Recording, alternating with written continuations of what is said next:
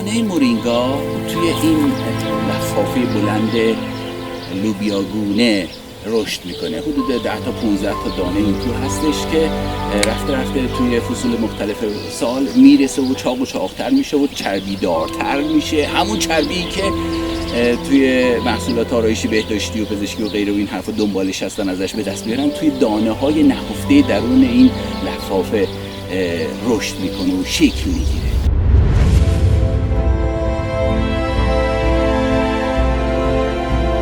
این ارزش غذایی نهفته در اون هسته ها، اون چربی نهفته در اون هسته هاست که اینقدر ارزشمند کرده بود که رومیان ایران میرفتن تو کوه ها به دنبال این دانه ها برای اینکه جمع کنند و بخورن. گازرو بگن